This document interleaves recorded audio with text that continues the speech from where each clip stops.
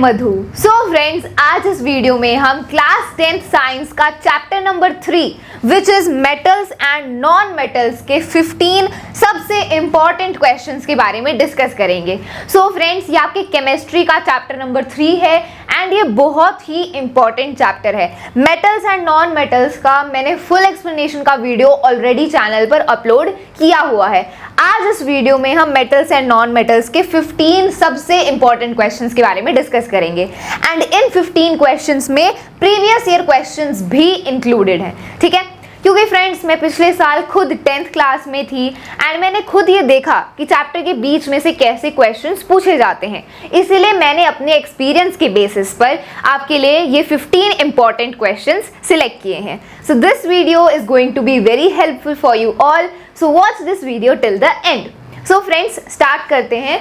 तो total 15 questions हैं। तो 15 क्वेश्चंस में से पहले 5 क्वेश्चंस हम करेंगे ऑब्जेक्टिव टाइप क्वेश्चन, फिर 5 क्वेश्चंस हम करेंगे शॉर्ट आंसर टाइप क्वेश्चन, फिर 3 हम लॉन्ग आंसर टाइप क्वेश्चन करेंगे एंड लास्ट में 2 क्वेश्चन हम केस बेस्ड क्वेश्चंस करेंगे। ओके, बिकॉज ये सारे टाइप के क्वेश्चंस आपके एग्जाम में आएंगे, so we will do questions of each and every type. ठीक है, सो स्टार्ट करते हैं ऑब्जेक्टिव टाइप क्वेश्चन से। So question number 1 is what happens when calcium is treated with water. तो जब कैल्शियम को वाटर के साथ ट्रीट किया जाता है तो क्या होता है। तो ये एक प्रीवियस ईयर क्वेश्चन है जो कि CBSE 2015 बोर्ड में पूछा जा चुका है। ओके, सो कैल्शियम को जब हम वाटर के साथ ट्रीट करते हैं तो क्या होता है, इससे रिलेटेड हमें ये 4 स्टेटमेंट्स गिवन है। आपको बताना है कि इनमें से कौन सी स्टेटमेंट्स सही हैं एंड उस हिसाब से ऑप्शन को सिलेक्ट करना है। Okay, so the first statement is it does not react with water. जो कैल्शियम है वो वाटर के साथ रिएक्ट ही नहीं करता। क्या ये सही है? No, it's wrong. जो कैल्शियम है वो वाटर के साथ रिएक्ट करता है लेकिन कम वॉयलेंटली रिएक्ट करता है, मतलब काफी कम वॉयलेंटली रिएक्ट करता है। इतना वॉयलेंट रिएक्शन नहीं होता है कैल्शियम का वाटर के साथ। तो ये फर्स्ट स्टेटमेंट तो गलत है क्योंकि इसमें तो बोल दिया कि कैल्शियम वाटर के साथ रिएक्ट ही नहीं करता, जबकि ऐसा नहीं है। ठीक है, second statement is it reacts violently with water. Second statement में लिखा है कि जो कैल्शियम है वो वाटर के साथ वॉयलेंटली रिएक्ट करता है, ऐसा भी नहीं है। जो कैल्शियम है वो वाटर के साथ रिएक्ट करता है लेकिन वॉयलेंटली रिएक्ट नहीं करता है, कम वॉयलेंटली रिएक्ट करता है। सो सेकंड स्टेटमेंट भी रॉन्ग हो गई। ठीक है, थर्ड स्टेटमेंट है it reacts less violently with water. Yes, ये जो थर्ड स्टेटमेंट है ये सही है कि जो कैल्शियम है वो वाटर के साथ बहुत कम वॉयलेंटली रिएक्ट करता है। ठीक है, तो third statement is correct. Fourth statement क्या है? Bubbles of hydrogen gas formed stick to the surface of calcium. ये स्टेटमेंट भी सही है कि जब कैल्शियम वाटर के साथ रिएक्ट करता है तो हाइड्रोजन गैस इवॉल्व होती है एंड उस हाइड्रोजन गैस के जो बबल्स होते हैं, जो हाइड्रोजन गैस के जो बबल्स हैं वो कैल्शियम की सरफेस पर स्टिक हो जाते हैं, मतलब चिपक जाते हैं एंड देन कैल्शियम फ्लोट करने लगता है। ओके, तो ये स्टेटमेंट भी सही है। Bubbles of hydrogen gas formed stick to the surface of calcium. Okay, because calcium और वाटर के रिएक्शन के बाद हाइड्रोजन गैस इवॉल्व होती है एंड लेकिन इतना टेम्परेचर नहीं होता कि हाइड्रोजन गैस बर्न करने लग जाए, इसलिए हाइड्रोजन गैस के जो बबल्स होते हैं वो कैल्शियम की सरफेस पर चिपक जाते हैं। Okay, and then calcium starts floating. तो थर्ड एंड फोर्थ ये दोनों ही स्टेटमेंट करेक्ट हैं। ओके, तो आप देखते हैं कि कौन से ऑप्शन में थर्ड एंड फोर्थ है। तो ए ऑप्शन में 1 एंड 4 है, नहीं। बी ऑप्शन में सेकंड एंड थर्ड है, ये भी नहीं है। सी ऑप्शन में 1 एंड 2 है, ये भी गलत है। सो डी ऑप्शन में थर्ड एंड फोर्थ ये दोनों स्टेटमेंट्स हैं। So D option is the correct answer of this question. Third and fourth ये दोनों स्टेटमेंट्स करेक्ट हैं। So D option is the correct answer. ठीक है, तो ये था first objective question. Objective question सारे 1-1 मार्क के होते हैं। Second question is an element A is soft and can be cut with a knife. This is very reactive to air and can not be kept in open air. तो कोई element है, उसको बोल दिया कि वो एलिमेंट ए है and वो जो एलिमेंट ए है उसकी प्रॉपर्टीज आपको बता दी है। वो आपको बताना है कि वो एलिमेंट ए कौन सा है। तो सबसे पहले मैं बताया है कि ये जो एलिमेंट ए है ये सॉफ्ट है एंड इसको हम नाइफ के साथ कट कर सकते हैं। ठीक है, एंड ये जो एलिमेंट है ये बहुत ही ज्यादा रिएक्टिव है एयर के साथ एंड इसको हम खुली हवा में ऐसे रख भी नहीं सकते हैं। Okay, it reacts vigorously with water, identify the element from the following. And ये जो एलिमेंट है ये वाटर के साथ भी बहुत ही मतलब वॉयलेंटली रिएक्ट करता है। तो कौन सा मेटल है ये, कौन सा एलिमेंट है, ये आपको बताना है। So first option is magnesium Mg, second option is sodium, third option is potassium and third option is phosphorus and fourth option is calcium. तो कौन सा एलिमेंट है जिसकी ये सारी प्रॉपर्टीज हैं। So the correct answer is option number B, sodium. ये sodium element है। सोडियम क्या है, बहुत ही सॉफ्ट होता है, उसको नाइफ से कट किया जा सकता है, एंड सोडियम बहुत ही ज्यादा रिएक्टिव होता है। इसको आप खुली हवा में ऐसे रख भी नहीं सकते हो, है ना। अगर आप रिएक्टिविटी सीरीज देखोगे तो उसमें भी सेकंड नंबर पे आता है sodium. So sodium is very very reactive, ये बहुत रिएक्टिव होता है, इसको ओपन एयर में हम रख भी नहीं सकते हैं, एंड ये वाटर के साथ भी बहुत ही विगोरसली वायलेंटली रिएक्ट करता है। So the correct answer is option number 2, sodium. ठीक है, तो ये आपको सारे एलिमेंट्स की, जो एलिमेंट्स चैप्टर में बताए गए हैं उनकी प्रॉपर्टीज आपको पता होनी चाहिए, बिकॉज उनके बेसिस पर क्वेश्चन पूछा जा सकता है। ठीक है, एंड ये भी एक प्रीवियस ईयर क्वेश्चन है जो कि CBSE 2010 बोर्ड में पूछा भी जा चुका है। Okay, now let's move on to question number 3. Question number 3 है which among the following statements is incorrect for magnesium metal. तो मैग्नीशियम मेटल से रिलेटेड ये कुछ स्टेटमेंट्स गिवन है, आपको बताना है कि इनमें से कौन सी इनकरेक्ट है, गलत है। ठीक है, first statement is it burns in oxygen with a dazzling white flame. क्या ये गलत है? No, it is right. जो मैग्नीशियम है जब उसको ऑक्सीजन में, एयर में बर्न करते हैं तो वो वाइट फ्लेम के साथ, वाइट डेजलिंग फ्लेम के साथ बर्न करता है। ये तो सही है, ये हम ऑलरेडी चैप्टर 1 में पढ़ भी चुके हैं। तो ऑप्शन नंबर ए करेक्ट है, मतलब ऑप्शन नंबर ए की जो स्टेटमेंट है वो सही है। ऑप्शन नंबर बी है it reacts with cold water to form magnesium oxide and evolves hydrogen gas. क्या मैग्नीशियम कोल्ड वाटर के साथ रिएक्ट करके मैग्नीशियम ऑक्साइड और हाइड्रोजन गैस प्रोड्यूस करता है? नहीं, दिस इज रॉन्ग। जो मैग्नीशियम है वो कोल्ड वाटर के साथ रिएक्ट करके magnesium oxide and hydrogen gas evolve नहीं होती है। जो मैग्नीशियम है वो गर्म पानी के साथ, हॉट वाटर या फिर स्टीम के साथ रिएक्ट करता है, एंड तब जाके मैग्नीशियम हाइड्रोक्साइड बनता है एंड हाइड्रोजन गैस इवॉल्व होती है। ठीक है, तो यहाँ पर आपको इस बात का ध्यान रखना है, हॉट वाटर या फिर cold water. Magnesium cold water के साथ रिएक्ट नहीं करता है, हॉट वाटर या फिर स्टीम के साथ, भाप के साथ रिएक्ट करता है। ठीक है, तो ये ऑप्शन नंबर 2 की ये जो स्टेटमेंट है ये गलत है, एंड हमें यही तो बताना है कि कौन सी स्टेटमेंट गलत है। So the correct answer is option number B. आगे ये स्टेटमेंट्स भी पढ़ लेते हैं। C is it reacts with hot water to form magnesium hydroxide and evolves hydrogen gas. ये तो सही है, हमें पता है कि मैग्नीशियम हॉट वाटर के साथ रिएक्ट करके मैग्नीशियम हाइड्रोक्साइड फॉर्म होता है एंड हाइड्रोजन गैस इवॉल्व होती है। ठीक है, ऑप्शन नंबर डी क्या है? It reacts with steam to form magnesium hydroxide and evolves hydrogen gas. ये भी सही है, क्योंकि हमें पता है कि मैग्नीशियम स्टीम के साथ भी रिएक्ट करके magnesium hydroxide and hydrogen gas evolve करता है। So the incorrect statement is option number B. जो मैग्नीशियम है वो कोल्ड वाटर के साथ रिएक्ट नहीं करता है। So the correct answer is option number B. ठीक है, हमें इनकरेक्ट स्टेटमेंट फाइंड आउट करनी थी। Now let's talk about the fourth question. Fourth question क्या है? Galvanization is a method of protecting iron from rusting by coating it with a thin layer of. तो galvanization method में क्या किया जाता है? आयरन को प्रोटेक्ट करने के लिए, आयरन को रस्टिंग से प्रोटेक्ट करने के लिए। हमें पता है कि आयरन को जब ऐसे हम खुले में रख देते हैं तो उस पर थोड़े टाइम बाद जंग लग जाता है, तो उसको रस्टिंग बोला जाता है। तो आयरन को रस्टिंग से प्रोटेक्ट करने के लिए हम क्या करते हैं? गैल्वेनाइजेशन मेथड में एक थिन लेयर लगा देते हैं, एक थिन लेयर से उसको कवर कर देते हैं। अब वो थिन लेयर किसकी होती है ये आपको बताना है। First option is gallium, second option is aluminium, third option is zinc and fourth option is silver. तो कौन से एलिमेंट की वो लेयर होती है जिससे हम आयरन को कोट करते हैं ताकि उसको रस्टिंग से प्रिवेंट किया जा सके? So the correct answer is option number C, zinc. Galvanization में हम जिंक की एक प्रोटेक्टिंग क्या करते हैं, एक लेयर से उसको कोट कर देते हैं, एक थिन लेयर से कोट कर देते हैं आयरन को, ताकि उसे रस्टिंग से प्रोटेक्ट किया जा सके। तो गैल्वेनाइजेशन में हम क्या करते हैं? जिंक की लेयर से कोट करते हैं आयरन को। इस बात का आपको ध्यान रखना, बहुत ही इंपॉर्टेंट क्वेश्चन है ये गैल्वेनाइजेशन से रिलेटेड। ओके, एंड ये एक प्रीवियस ईयर क्वेश्चन भी है जो कि CBSE 2013 बोर्ड में पूछा जा चुका है। Okay, now let's talk about the fifth question. Fifth question है alloys are homogeneous mixtures of a metal with a metal or non-metal. तो alloys क्या होते हैं? ये homogeneous mixture होते हैं जिसमें एक metal या metal का mixture होता है या फिर metal या non-metal का mixture होता है, ये alloys होते हैं। ठीक है, which among the following alloys contain non-metal as one of its constituents. तो इनमें से ऐसा कौन सा alloy है जिसके constituents में से एक non-metal है, उसके कॉन्स्टिट्यूएंट में एक नॉन मेटल है? इनमें से वो कौन सा एलॉय है ये आपको बताना है।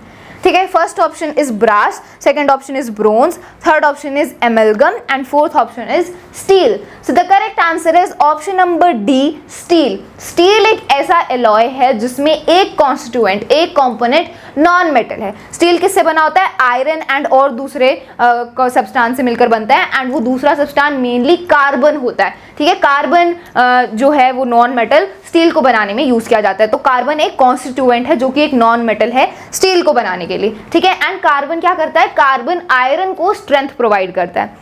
एंड ये जो स्टील है इसको क्या क्या बनाने के लिए यूज किया जाता है? मशीनरी, बिल्डिंग्स, अप्लायंसेस, ये सब बनाने के लिए स्टील का यूज किया जाता है। एंड स्टील एक एलॉय है एंड इसमें एक कॉन्स्टिट्यूएंट नॉन मेटल होता है विच इज कार्बन। ठीक है, so this was the answer, option number D, steel. तो ये एक ऐसा एलॉय है जिसमें एक कॉन्स्टिट्यूएंट नॉन मेटल होता है। ओके, एंड ये भी एक प्रीवियस ईयर क्वेश्चन है जो कि CBSE 2020 में पूछा जा चुका है। Okay, so this was the fifth question. तो हमने 5 के 5 ऑब्जेक्टिव क्वेश्चंस कर लिए। Now we will do 5 short answer type question, then we will do long answer question, then case based. ठीक है, so the first question is a metal M does not liberate hydrogen from acids but reacts with oxygen to give a black colored product. Identify M and the black color product and also explain the reaction of M with oxygen. तो एक metal M है जो कि hydrogen को liberate नहीं करता है जब एसिड्स के साथ रिएक्शन होता है। मान लो कोई भी मेटल है, उसको नाम दे दिया M। अब ये जो मेटल जब एसिड्स के साथ रिएक्ट करता है तो हाइड्रोजन गैस को लिबरेट नहीं करता है, लेकिन ये वाटर के साथ रिएक्ट करता है एंड एक ब्लैक कलर का प्रोडक्ट बनता है रिएक्शन के बाद। ये जो मेटल है ये वाटर के साथ रिएक्ट करता है एंड रिएक्शन के बाद एक ब्लैक कलर का प्रोडक्ट बनता है। ठीक है, तो हमें बताना है, हमें आइडेंटिफाई करना है इस मेटल को जिसको हमने M नाम दिया है, एंड हमें ब्लैक कलर प्रोडक्ट भी बताना है कि ये ब्लैक कलर प्रोडक्ट क्या होता है, क्या बनता है ये, तो उसका नाम भी हमें बताना है। And also explain the reaction of M with oxygen, and हमें इस मेटल का रिएक्शन भी दिखाना है with oxygen. Okay, so we have to write the reaction also. Okay, so let's start.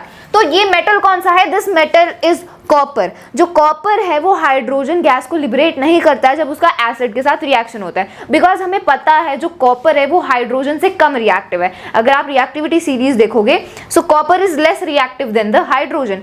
तो अब अगर कॉपर हाइड्रोजन से कम रिएक्टिव है, इसीलिए कॉपर हाइड्रोजन को डिस्प्लेस नहीं कर पाता है एसिड्स में से एंड हाइड्रोजन गैस लिबरेट ही नहीं होती है। So this is the main reason because of which hydrogen gas is not liberated when copper reacts with acid. ठीक है, so the metal M is Cu। Cu किसके लिए होता है? कॉपर के लिए होता है। The metal M is copper and the black colour product, and ये ब्लैक कलर प्रोडक्ट क्या बनता है? देखो, जब कॉपर ऑक्सीजन के साथ रिएक्ट करता है तो कॉपर ऑक्साइड बनता है, तो ये ब्लैक कलर का होता है।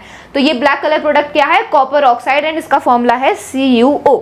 ठीक है, then because of less reactivity copper metal does not release hydrogen gas with acid। ये मैंने आपको बता ही दिया कि कॉपर कम रिएक्टिव है हाइड्रोजन से, इसलिए हाइड्रोजन गैस रिलीज नहीं होती जब इसका एसिड के साथ रिएक्शन होता है। यहाँ पर आप इसमें देख भी सकते हो, copper plus hydrochloric acid is equal to no reaction. यहाँ पर ये हाइड्रोक्लोरिक एसिड क्या है? एक एसिड है, एंड जब इसका कॉपर के साथ रिएक्शन होता है तो कोई भी रिएक्शन नहीं होता, बिकॉज कॉपर हाइड्रोजन से कम रिएक्टिव है। तो कॉपर हाइड्रोजन को डिस्प्लेस नहीं कर सकता, डिस्प्लेस नहीं करेगा तो कोई रिएक्शन होगा ही नहीं, बिकॉज हमें पता है जब कोई एलिमेंट ज्यादा रिएक्टिव होता है तभी वो दूसरे एलिमेंट को डिस्प्लेस कर सकता है। ओके, तो यहाँ पर ये कम रिएक्टिव है इसलिए हाइड्रोजन डिस्प्लेस नहीं होता एंड कोई भी रिएक्शन नहीं होता, इस वजह से हाइड्रोजन गैस लिबरेट नहीं होती। ठीक है, अब कॉपर रिएक्ट्स विद ऑक्सीजन, हमें पता है कि ये ऑक्सीजन के साथ रिएक्ट करता है और कॉपर ऑक्साइड बनता है, ये ब्लैक कलर का प्रोडक्ट है। The reaction of metal M with oxygen is as follows, and ये यहाँ पर रिएक्शन भी हमने दिखा दिया कि कॉपर का ऑक्सीजन के साथ ये रिएक्शन होता है, Cu प्लस O2 गिव्स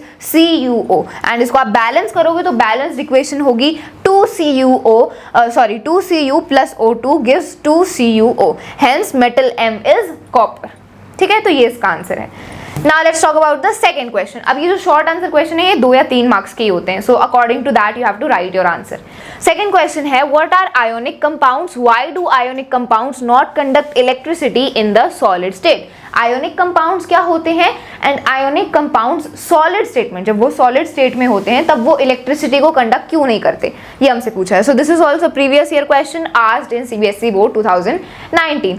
तो आयोनिक कंपाउंड्स होते हैं, ये फॉर्म होते हैं bye the combination of oppositely charged ions. जब अपोजिट चार्ज्ड आयंस फॉर्म आपस में जुड़ जाते हैं तो क्या बनता है, आयोनिक कंपाउंड्स बनते हैं। ठीक है, आयोनिक कंपाउंड्स में दो अपोजिटली चार्ज्ड आयंस होते हैं। पॉजिटिवली चार्ज्ड आयंस को कैटायन बोलते हैं एंड नेगेटिवली चार्ज्ड आयंस को एनायन बोलते हैं। एंड जब ये दोनों कंबाइन करते हैं तो आयोनिक कंपाउंड्स बनते हैं। ठीक है, so ionic compounds are the compounds formed by the combination of oppositely charged ions. ठीक है, by transfer of electrons from one atom to another. जब एक एटम से दूसरे एटम में जो इलेक्ट्रॉन्स का ट्रांसफर होता है उस वजह से ये आयंस बनते हैं। एंड ये अपोजिटली चार्ज्ड आयंस जब ये कंबाइन होते हैं तो फिर आयोनिक कंपाउंड्स बनते हैं। ठीक है, अब आयोनिक कंपाउंड सॉलिड स्टेट में इलेक्ट्रिसिटी को कंडक्ट क्यों नहीं करते, बिकॉज देखो जब आयोनिक कंपाउंड सॉलिड स्टेट में होते हैं तो वो बहुत ही रिजिड होते हैं। उनके बीच की जो इलेक्ट्रोस्टैटिक फोर्स होती है ना, यहाँ पर लिखा भी है इलेक्ट्रोस्टैटिक फोर्स ऑफ अट्रैक्शन होता है, वो बहुत ज़्यादा होता है, जिस वजह से जो आयंस हैं वो मूव नहीं कर पाते एंड इलेक्ट्रिसिटी कंडक्ट नहीं होती। ठीक है, so ionic compounds do not conduct electricity in solid state as they have a rigid structure, as ions are not free to move due to strong electrostatic force of attraction between them. And जो electrostatic force of attraction होती है वो बहुत ज्यादा होती है, इस वजह से आयंस मूव नहीं कर पाते एंड इलेक्ट्रिसिटी कंडक्ट नहीं होती। देखो आयोनिक कंपाउंड सॉलिड स्टेट में तो इलेक्ट्रिसिटी को कंडक्ट नहीं कर पाते, लेकिन जब आयोनिक कंपाउंड्स मॉल्टन स्टेट में होते हैं तब जो ये इलेक्ट्रोस्टैटिक फोर्स ऑफ अट्रैक्शन है ये कम हो जाती है एंड तब आयंस फ्रीली मूव कर पाते हैं एंड मॉल्टन स्टेट में फिर इलेक्ट्रिसिटी कंडक्ट हो पाती है इन आयोनिक कंपाउंड्स। तो इस बात का ध्यान रखना है, मॉल्टन स्टेट में इलेक्ट्रिसिटी कंडक्ट होती है, सॉलिड स्टेट में इलेक्ट्रिसिटी नहीं कंडक्ट होती आयोनिक कंपाउंड्स में। Okay, so this was the second question. Now let's move on to the third question. Third question है, why is it that non-metals do not displace hydrogen from dilute acids? तो ये जो non-metals होते हैं ये hydrogen को क्यों नहीं डिस्प्लेस करते जब ये डाइल्यूट एसिड्स के साथ रिएक्ट करते हैं। ठीक है, तो देखो हमें पता है कि नॉन मेटल्स क्या होते हैं, नॉन मेटल्स इलेक्ट्रॉन्स को गेन करते हैं, इलेक्ट्रॉन्स को एक्सेप्ट करते हैं, एंड जो मेटल्स होते हैं वो इलेक्ट्रॉन्स को लूज करते हैं। ये हम जानते हैं कि metals loose electrons and non metals gain electrons. तो जब नॉन मेटल्स डाइल्यूट एसिड्स के साथ रिएक्ट करते हैं तो वो इलेक्ट्रॉन्स H+ आयंस को नहीं दे पाते। एसिड में क्या होते हैं, H+ आयंस होते हैं, एंड जब उन H+ आयंस को इलेक्ट्रॉन्स मिलेंगे तब जाके हाइड्रोजन गैस बनेगी एंड हाइड्रोजन गैस लिबरेट होगी, रिलीज होगी। लेकिन जो नॉन मेटल हैं वो इलेक्ट्रॉन को लूज थोड़ी करते हैं, वो तो इलेक्ट्रॉन को गेन करते हैं। इसीलिए जो H+ आयन प्रेजेंट होते हैं एसिड्स में उन्हें इलेक्ट्रॉन्स नहीं मिलते, इसलिए हाइड्रोजन गैस रिलीज नहीं होती, हाइड्रोजन गैस डिस्प्लेस नहीं हो पाती डाइल्यूट एसिड में से। ठीक है, हाइड्रोजन डिस्प्लेस ही नहीं हो पाती डाइल्यूट एसिड में से। तो इसका रीजन यही है कि नॉन मेटल्स इलेक्ट्रॉन को लूज नहीं करते, गेन करते हैं। So this is the reason. Okay, non-metals do not displace hydrogen from dilute acids because in order to displace hydrogen ions open acid and convert them into hydrogen gas, electrons should be supplied to the hydrogen ions of the acid. acid में जो hydrogen ions हैं जब उन्हें electrons मिलेंगे, electron supply करे जाएंगे तभी तो hydrogen gas बनेगी and hydrogen gas liberate होगी। लेकिन उन hydrogen ions को, H+ ions को electrons मिलते ही नहीं है because non-metals क्या करते हैं, इलेक्ट्रॉन को लूज थोड़ी करते हैं। तो इस वजह से जो हाइड्रोजन है वो डिस्प्लेस नहीं हो पाती डाइल्यूट एसिड्स में से। ठीक है, so a non metal is itself an acceptor of electrons. Non metal क्या करते हैं, इलेक्ट्रॉन्स को एक्सेप्ट करते हैं, गेन करते हैं। Okay, hence it cannot give electrons to the hydrogen ions of the acid to reduce them to hydrogen gas। इसलिए वो हाइड्रोजन आयंस को इलेक्ट्रॉन्स नहीं दे पाते ताकि हाइड्रोजन गैस बन पाए।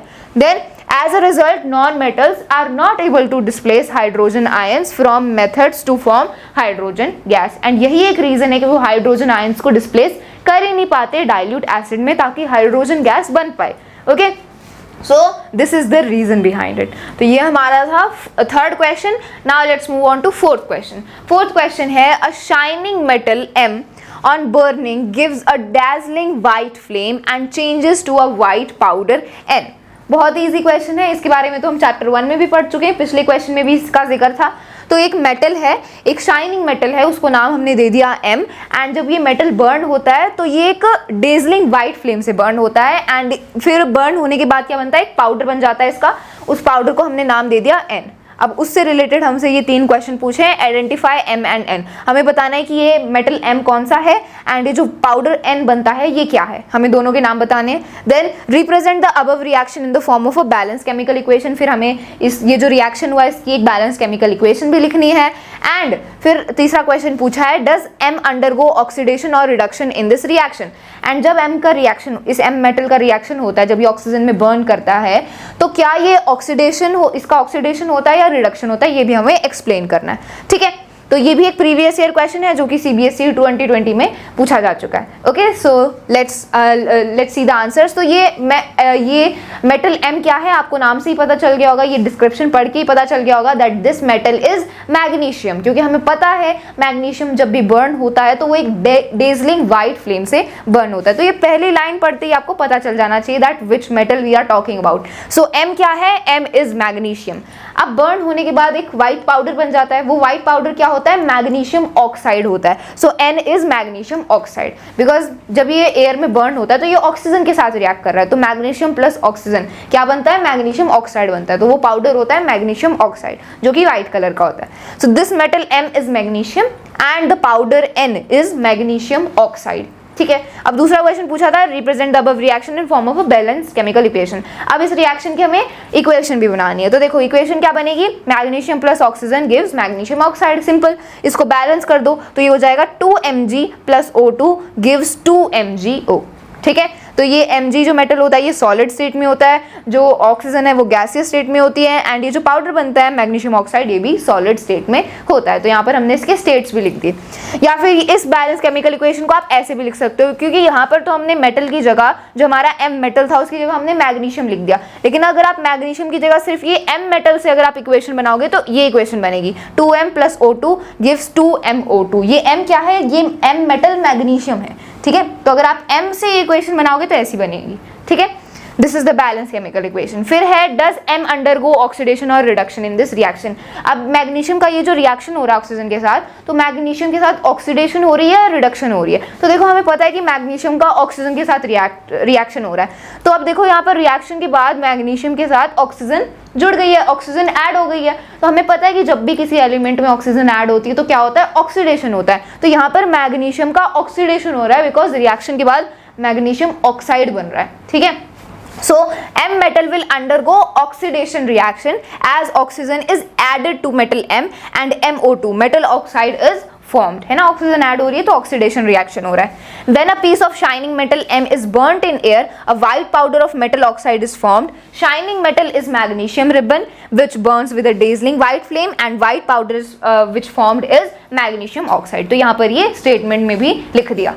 ओके, तो ये था आपका 4th question. It was very very easy, इसके बारे में हम चैप्टर नंबर 1 में भी बात कर चुके हैं। You can note it if you want. Now let's move on to question number 5। Question number 5 is define an alloy, how is an alloy prepared, list 2 advantages of making alloys, write the composition of stainless steel, why is steel preferred over iron, list 2 reasons। तो बहुत कुछ पूछ रहे हैं हमसे यहाँ पर, इसको हम स्टेप बाय स्टेप आंसर करेंगे। ठीक है, जो जो क्वेश्चंस पूछे उनको आप उस हिसाब से आंसर करते हुए आगे बढ़ोगे एंड उसी हिसाब से आपको मार्क्स मिलेंगे। ठीक है, जिन क्वेश्चंस को आप आंसर करते हुए आगे चलोगे फिर उसके अकॉर्डिंग मार्क्स मिलते हैं। ठीक है, एंड ये भी एक प्रीवियस ईयर क्वेश्चन है जो कि CBSE 2020 में पूछा जा चुका है। So let's answer it. तो एलॉय क्या होता है, एलॉय होता है एक होमोजीनियस मिक्सचर जो कि 2 मेटल्स या फिर एक मेटल या नॉन मेटल से मिलकर बनता है ना। एक होमोजीनियस मिक्सचर होता है जिसमें एक मेटल होता है या फिर दूसरा भी मेटल ही होता है, या फिर एक मेटल होता है दूसरा नॉन मेटल होता है। ठीक है, so an alloy is a homogeneous mixture of 2 or more metals, या फिर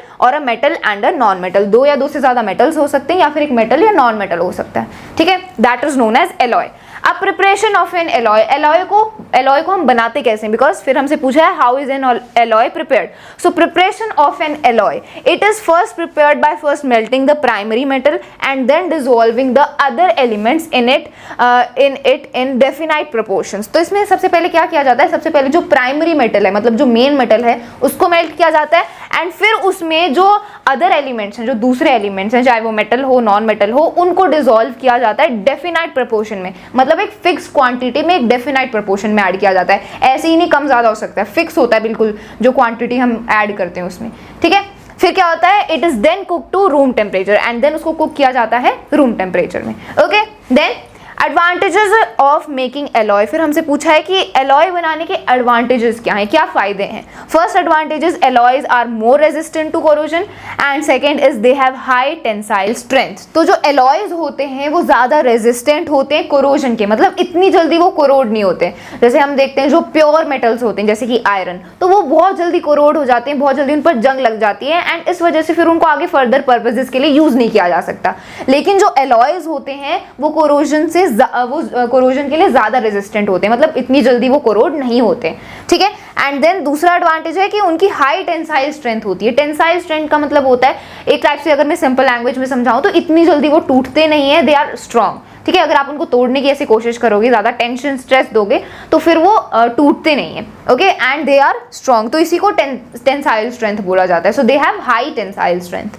सो अब बात करते हैं, अब फिर हमसे पूछा है the write the composition of stainless steel. हमें स्टेनलेस स्टील की कॉम्पोजिशन लिखनी है। स्टील क्या है, ये एक एलॉय है, इसकी हमें कॉम्पोजिशन लिखनी है। Steel is an alloy of carbon and iron and stainless steel consist of 10.5% chromium, about 1.2% carbon and other alloying elements, ठीक है। तो ये एक एलॉय है जो कि कार्बन एंड आयरन का बनता है। इसमें क्या क्या होता है, इसमें 10.5% क्रोमियम होता है, 1.2% कार्बन होता है एंड और दूसरे एलिमेंट्स होते हैं, ठीक है। So this is the composition of steel, ठीक है। अब reasons for using steel, steel को क्यों प्रेफर किया जाता है आयरन के ओवर में, मतलब आयरन के होते हुए भी हम स्टील को यूज करना क्यों प्रेफर करते हैं, ठीक है। So what are the reasons for using steel are, it is quite hard and strong, then it rust less readily than pure iron. जो स्टील होते हैं, ये जो स्टील होता है, जो स्टेनलेस स्टील होता है, वो ज़्यादा हार्ड होता है, स्ट्रॉन्ग होता है as comparison to iron and ये काफ़ी मतलब जो इस पर जंग काफ़ी कम लगती है। It rust less readily than pure iron. जो प्योर आयरन होता है उस पर ज़्यादा जल्दी जंग लग जाती है, वो उस पर रस्टिंग होती है, लेकिन जो स्टेनलेस स्टील होता है उस पर कम रस्ट लगती है, कम जंग लगती है ना। ये जो एडवांटेजेस है वही रीजंस हैं जिस वजह से हम स्टील को प्रेफर करते हैं over iron, okay. So these are the reasons. तो ये हमने हर एक क्वेश्चन के हिसाब से इसको ऐसे आंसर कर दिया। So this was your 5th short answer type question.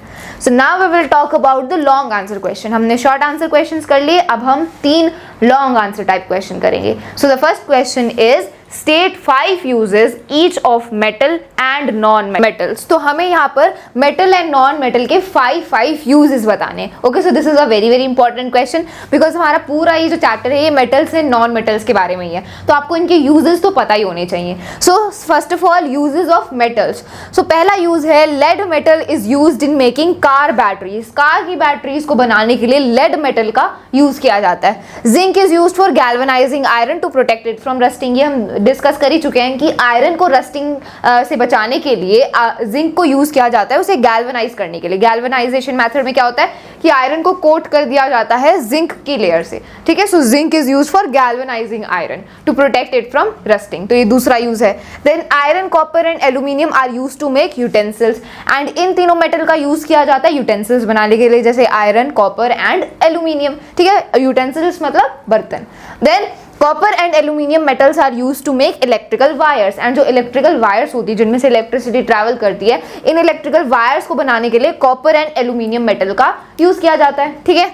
Then aluminium is use to make aluminium foil for packaging materials. जैसे आपने देखा होगा स्कूल में आप टिफिन बॉक्स लेके जाते हो, तो टिफिन जो आपका होता है, जो आप खाना होता है आपके टिफिन में, उसको गर्म रखने के लिए एल्यूमिनियम फॉयल से उसको पैक कर देते हैं, तो वो एल्यूमिनियम फॉयल एल्यूमिनियम का ही तो बनता है, ओके। सो ये 5th यूज हो गया।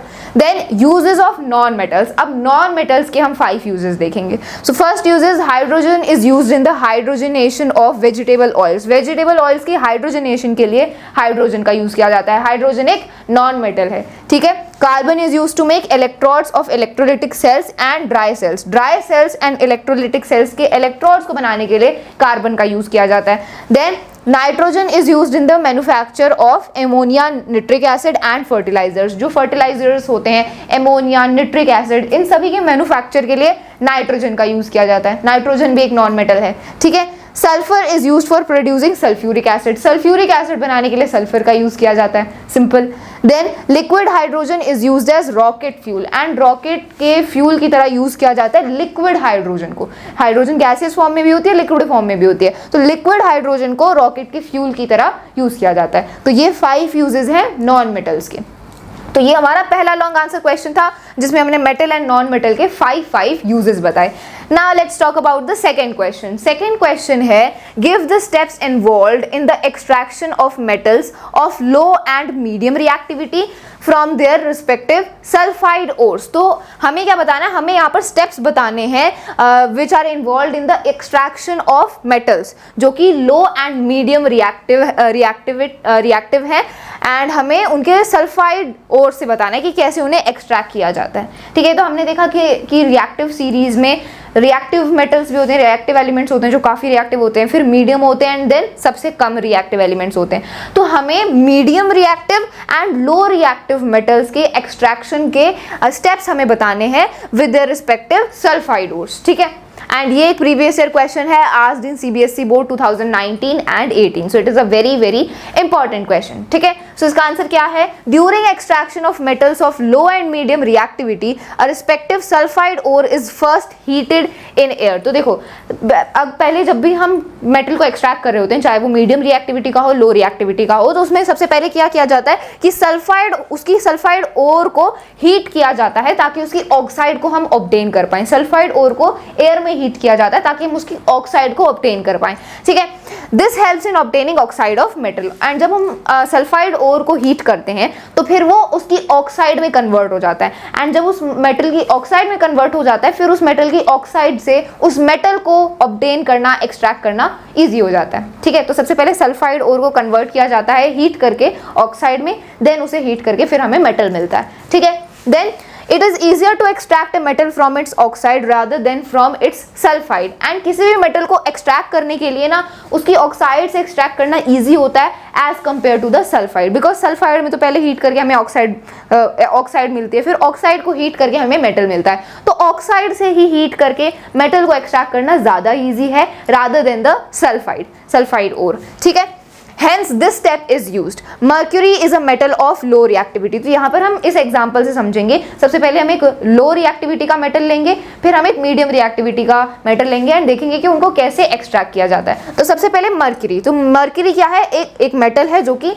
काफ़ी कम रिएक्टिव है, लो रिएक्टिविटी का है। सो मर्क्यूरी सल्फाइड, जिसको सीनाबर बोलते हैं, एंड इससे क्वेश्चन भी पूछा जाता है। It is a very very important question and it is a very important detail which you have to remember. तो मर्क्यूरी के सल्फाइड के ओर को सीनाबार बोला जाता है, इज हीटेड इन एयर। तो सबसे पहले उसको एयर में हीट किया जाता है। Mercury sulphide gets oxidised to produce mercury oxide. And जब इस मर्क्यूरी के सल्फाइड को हम हीट करते हैं एयर में तो फिर हमें मर्क्यूरी का ऑक्साइड मिल जाता है। ठीक है, ऑक्साइड मिलने के बाद फिर उसको दोबारा हीट करते हैं, तब जाके हमें वो मेटल मिलता है। तो जब हम सल्फाइड ओर को कन्वर्ट करते हैं उसके ऑक्साइड में in presence of excess of air, इस प्रोसेस को बोला जाता है रोस्टिंग। क्या बोलते हैं इसको, रोस्टिंग। जब हम किसी सल्फाइड ओर को कन्वर्ट करते हैं ऑक्साइड में in presence of excess of air, इस पूरे प्रोसेस को बोलते हैं हम रोस्टिंग। ठीक है, तो यहाँ पर हमने मर्क्यूरी के क्या किया, हमने मर्क्यूरी के सल्फाइड को हमने हीट किया एंड देन हमें मर्क्यूरी का ऑक्साइड मिल गया। ठीक है, mercury sulphide gets oxidised to produce mercury oxide. यहाँ पर रिएक्शन भी है। देखो मर्क्यूरी को हम Hg से रिप्रेजेंट करते हैं, तो ये मर्क्यूरी सल्फाइड है HgS, इसको हमने हीट किया। ठीक है, हीट किया एयर में, मतलब ऑक्सीजन के साथ इसका रिएक्शन हुआ, तो plus 3O2 and then reaction के बाद क्या हुआ, हीट करने के बाद क्या हुआ, हमें मर्क्यूरी का ऑक्साइड मिल गया, मतलब हमें मर्क्यूरी का ऑक्साइड मिल गया यहाँ पर HgO plus CO2, sulphur dioxide भी मिल गया। ओके, तो हमें मर्क्यूरी का ऑक्साइड मिल गया। अब इसको फर्दर हीट करके हमें मर्क्यूरी मिल जाएगा। After that mercury oxide is reduce to obtain mercury. फिर इसको हम रिड्यूस कर देते हैं। रिड्यूस कैसे करेंगे, इसको और फर्दर हीट करते हैं। तो मर्क्यूरी ऑक्साइड को जब हम फर्दर हीट करेंगे तो हमें मर्क्यूरी अलग मिल जाएगा एंड ऑक्सीजन गैस अलग से रिलीज हो जाएगी। सो इसको बोलते हैं रिडक्शन, है ना, बिकॉज यहाँ पर इसमें से ऑक्सीजन हट गया तो रिडक्शन ही हो रही है। एंड कैसे किया हमने इसको, और ज्यादा हीट करके। ठीक है, देन ये तो हो गया लो रिएक्टिविटी मेटल। लो रिएक्टिविटी मेटल को ऐसे हम एक्सट्रैक्ट करते हैं। अब बात करते हैं मीडियम रिएक्टिविटी मेटल की। तो हम बात करेंगे जिंक की। इसमें हम एग्जांपल लेंगे जिंक का। तो zinc is a metal of medium reactivity. ये एक मेटल है जो कि मीडियम रिएक्टिव है। ठीक है, it is found as zinc blende ZnS। ठीक है, ये हमें कैसे मिलता है, इसकी सल्फाइड ओर में कैसे मिलता है हमें, जिंक ब्लेंड, जिसको हम ZnS से रिप्रेजेंट करते हैं। Zinc blende is roasted to be converted into zinc oxide. तो पहले इसको हीट किया जाता है, फिर इससे हमें क्या मिलता है, जिंक ऑक्साइड मिलती है एंड इस पूरे प्रोसेस को रोस्टिंग बोलते हैं, जैसे कि मैं आपको बता चुकी हूँ। तो फिर जिंक ऑक्साइड मिलने के बाद इसको फर्दर हीट करके फिर हमें जिंक मिलता है। Then zinc spar is put under calcination to be converted into zinc oxide. अब कैल्सिनेशन क्या होता है, देखो जब कार्बोनेट ओर को हीट करके उसको कन्वर्ट कर दिया जाता है ऑक्साइड में इन एब्सेंस ऑफ एयर, मतलब जब बहुत ही कम अमाउंट ऑफ एयर में जब कार्बोनेट ओर को कन्वर्ट कर देते हैं ऑक्साइड में, इस पूरे प्रोसेस को बोलते हैं कैल्सिनेशन। इसको क्या बोलते हैं, कैल्सिनेशन बोलते हैं। तो जब कार्बोनेट ओर होता है, जब उसको हीट करके हम ऑक्साइड में कन्वर्ट करते हैं in absence of air, in limited air, इस पूरे प्रोसेस को बोलते हैं कैल्सिनेशन। ठीक है, तो ये तो हमने देख लिया कि अगर जिंक मतलब सल्फाइड ओर में है तो इसको हम हीट करेंगे, ऑक्सीजन के साथ रिएक्शन होगा तो जिंक ऑक्साइड हमें मिल जाएगा। ठीक है, एंड देन जिंक ऑक्साइड को फर्दर हीट करके हमें जिंक मिल जाएगा। लेकिन अगर जिंक कार्बोनेट है, मतलब कार्बोनेट ओर की फॉर्म में प्रेजेंट है, फिर हम क्या करेंगे, उसको हीट करेंगे तो हमें जिंक ऑक्साइड मिल जाएगा एंड कार्बन डाइऑक्साइड मिलेगी। फिर इस जिंक ऑक्साइड को फर्दर हीट करके हमें जिंक मेटल मिल जाएगा एंड इस प्रोसेस को हम बोलते हैं कैल्सिनेशन। तो कैल्सिनेशन एंड रोस्टिंग, इसके बीच में डिफरेंस पूछा जा सकता है। ठीक है, ये बहुत इंपॉर्टेंट क्वेश्चन आता है, tell the difference between calcination and roasting. ठीक है, zinc oxide so obtained is reduced to zinc metal by heating with carbon a reducing agent. ठीक है, अब ये जिंक ऑक्साइड जो हमें मिलता है, इसमें से हमें जिंक चाहिए, जिंक मेटल को हमें एक्सट्रैक्ट करना है ना, तो हम क्या करेंगे, यहाँ पर एक रिड्यूसिंग एजेंट का यूज करते हैं विच इज कार्बन। तो कार्बन क्या करता है, इसमें से ऑक्साइड को, इसमें से जिंक में से ऑक्सीजन को रिमूव कर देता है एंड हमें जिंक मेटल मिल जाता है। तो ये जिंक ऑक्साइड को रिड्यूस कर देता है, यहाँ पर हम इस रिड्यूसिंग एजेंट का यूज करते हैं, तो फिर हमें जिंक मेटल अलग से मिल जाता है एंड ये कार्बन मोनोऑक्साइड अलग हो जाती है। ठीक है, सो ऐसे हम एक्सट्रैक्ट करते हैं मेटल्स को of low reactivity and medium reactivity. Steps हमने देख लिए उनके सल्फाइड ओर्स के रिस्पेक्टिव में। ठीक है, तो ये पूरा आंसर था, you can note it if you want. Now let's move on to question number 3। Question number 3 है एक्सप्लेन द फॉलोइंग। हमें ये तीनों स्टेटमेंट्स एक्सप्लेन करनी है। पहली स्टेटमेंट है carbon can not reduce the oxides of Na और Mg।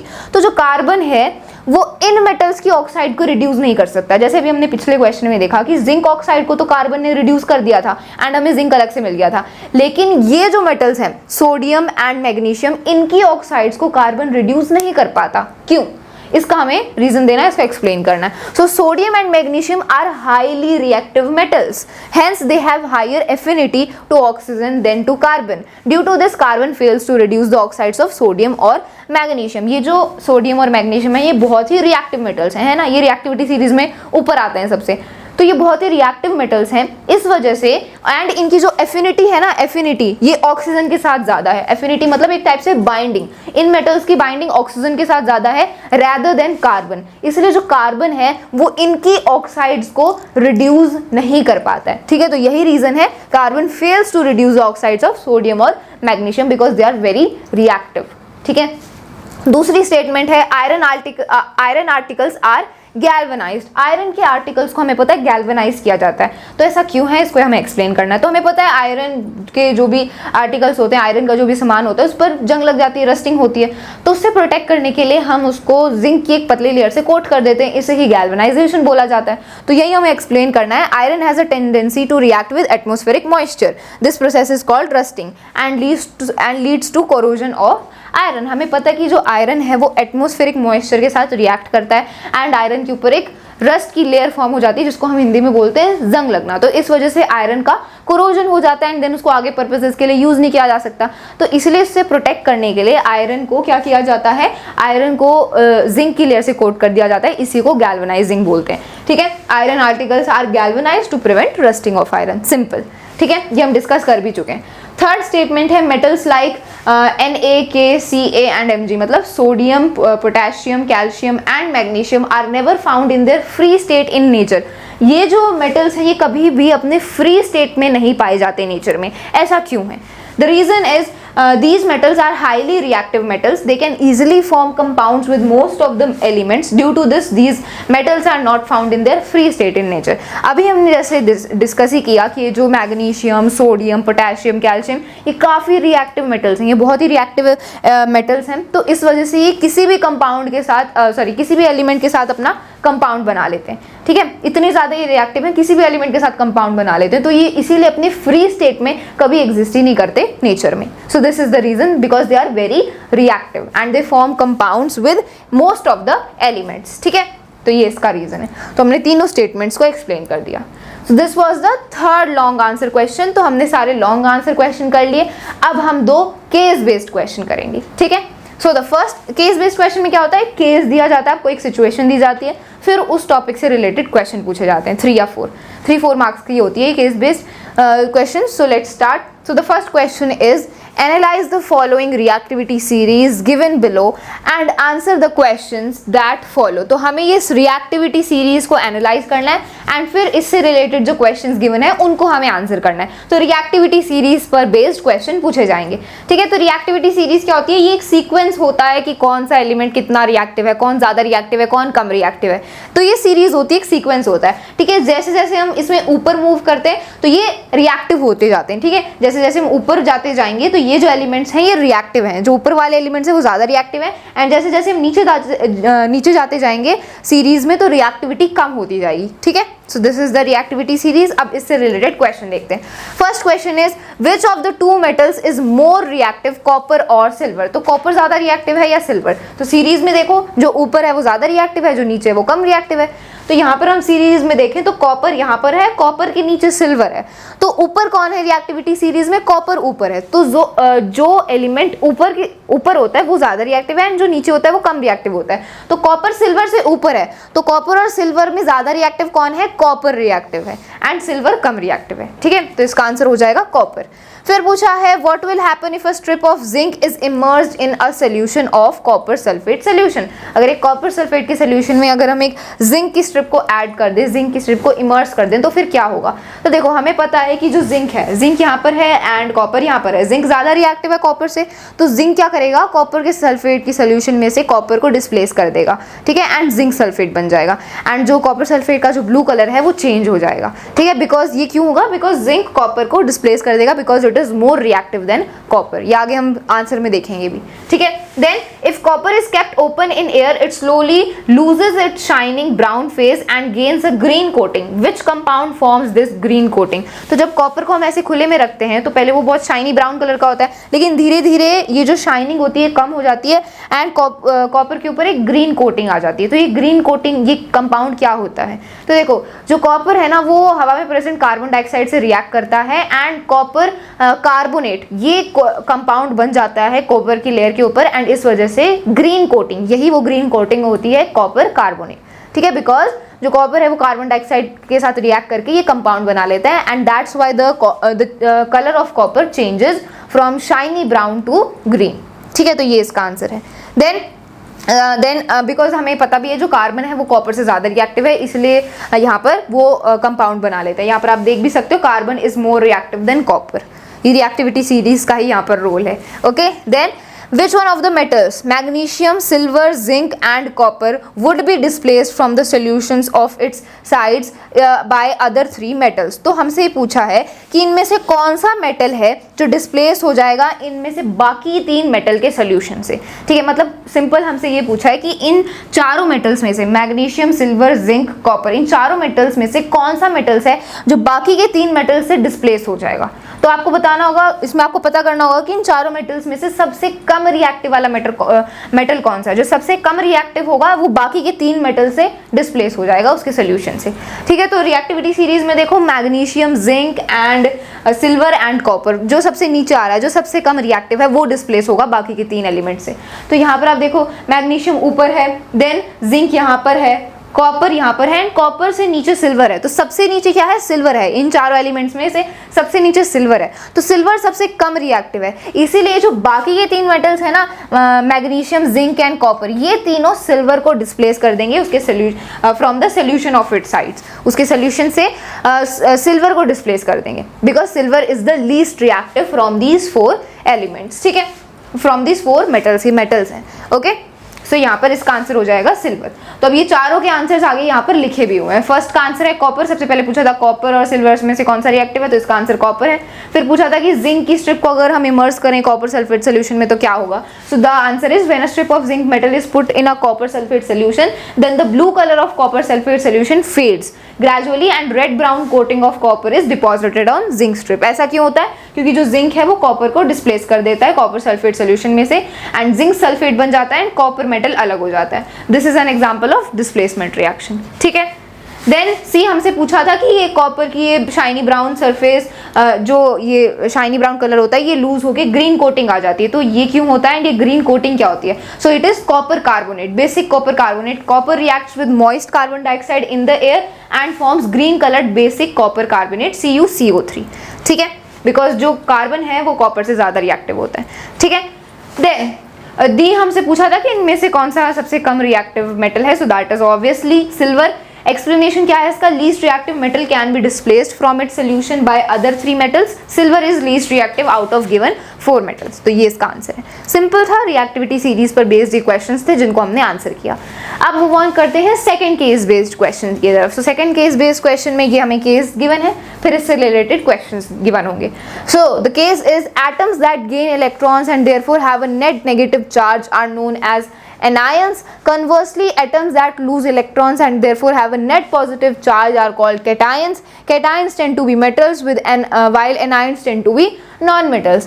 Ions may also be single atom or multiple complex group of atoms. When we talk about ions, it's true that opposite attracts. So यहाँ पर ions and ionic compounds के बारे में बात हो रही है. ठीक है, the opposite negative and positive charge of that ions hold together in ionic bonds forming ionic compounds, which are just what they sounds like, compounds made of ions. Though the loss or gain from one atom matches the loss or gain of the other, so one atom essentially donates an electron to the other atom. It pairs up with 2 positive or 2 negative ions will not join together because they have the same charge, but one positive and one negative will happily join together to make an ionic compound. तो ये ionic compound पर पूरे आपको ये case given था. अब इससे related question पूछे जाएंगे. So ये 4 क्वेश्चंस हैं, इनको हमें आंसर करना है. फर्स्ट क्वेश्चन है explain the formation of MgO. Atomic number of oxygen is 8 and magnesium is 12. तो ये मैग्नीशियम ऑक्साइड है, इसकी हमें फॉर्मेशन को समझाना है. दोनों का हमें एटॉमिक नंबर बता दिया. ऑक्सीजन का एटॉमिक नंबर 8 होता है एंड मैग्नीशियम का 12. तो इसकी फॉर्मेशन को समझाना है. तो फर्स्ट इसका आंसर पहले देख ही लेते हैं. So atomic number of magnesium is 12 and it's electron distribution is 282. देखो मैग्नीशियम का क्या था वो इलेक्ट्रॉनिक एटॉमिक नंबर है 12. तो इसकी इलेक्ट्रॉनिक कॉन्फ़िगरेशन क्या होगी? पहले शेल में 2 इलेक्ट्रॉन, फिर 8 इलेक्ट्रॉन, फिर 2 इलेक्ट्रॉन. तो लास्ट वाले शेल में 2 इलेक्ट्रॉन्स आएंगे. ठीक है, ऐसे ही अगर हम ऑक्सीजन का देखें तो ऑक्सीजन का एटॉमिक नंबर 8 है, तो इसकी इलेक्ट्रॉनिक डिस्ट्रीब्यूशन होगी 2,6. तो अब यहाँ पर आप देख सकते हो कि मैग्नीशियम को स्टेबल होने के लिए क्या चाहिए? उसके अपने लास्ट शेल में उसे 8 इलेक्ट्रॉन्स चाहिए एंड ऑक्सीजन को स्टेबल होने के लिए भी अपने लास्ट शेल में 8 इलेक्ट्रॉन्स चाहिए. लेकिन मैग्नीशियम के पास यहाँ पर ये 2 इलेक्ट्रॉन्स एक्स्ट्रा हैं. अगर ये इन 2 को लूज कर दे तो इसके लास्ट शेल में 8 इलेक्ट्रॉन्स हो जाएंगे एंड इसका ऑक्टेट कंप्लीट हो जाएगा. और जबकि ऑक्सीजन को 2 ही इलेक्ट्रॉन्स चाहिए ताकि इसका ऑक्टेट कंप्लीट हो जाए. तो मैग्नीशियम के पास 2 एक्स्ट्रा हैं एंड ऑक्सीजन के पास 2 इलेक्ट्रॉन्स की कमी है. तो अब क्या होगा? जो मैग्नीशियम है वो अपने 2 इलेक्ट्रॉन्स को ऑक्सीजन को दे देगा. ठीक है, तो इनके बीच में आयोनिक बॉन्ड बनेगा एंड मैग्नीशियम ऑक्साइड का ये कंपाउंड बनेगा and this will be the ionic compound. है ना, यही हम डिस्कस कर चुके हैं आयोनिक कंपाउंड में. So therefore in order to completely fill the octet, oxygen will gain 2 electrons from magnesium.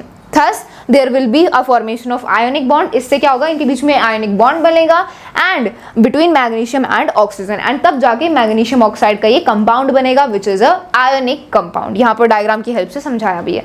ठीक है, अब बात करते हैं सेकेंड क्वेश्चन के बारे में. Will the aqueous solution of magnesium oxide conduct electricity? If yes give reasons for your answer. तो मैग्नीशियम ऑक्साइड का जो एक्वस सोल्यूशन है क्या वो इलेक्ट्रिसिटी को कंडक्ट करेगा? रीजंस हमें देने. तो ऑब्वियसली मैग्नीशियम ऑक्साइड क्या है? एक आयनिक कंपाउंड है. अब आयनिक कंपाउंड का एक्वस सोल्यूशन इलेक्ट्रिसिटी को कंडक्ट करता है. So the answer will be yes.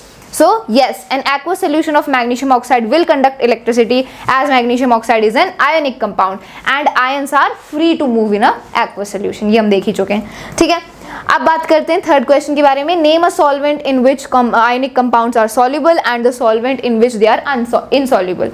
तो ये भी एनसीईआरटी अगर आपने अच्छे से रीड करी है, चैप्टर को समझा तो आप आराम से आंसर कर सकते हो. ऐसा सॉल्वेंट जिसमें आयनिक कंपाउंड सॉल्युबल होते हैं, कौन सा सॉल्वेंट है वो? वाटर.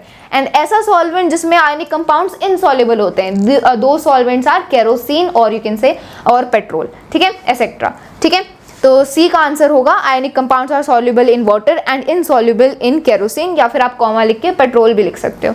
ओके, फोर्थ क्वेश्चन है why do ionic compounds have high melting and boiling points. बहुत ही इंपॉर्टेंट.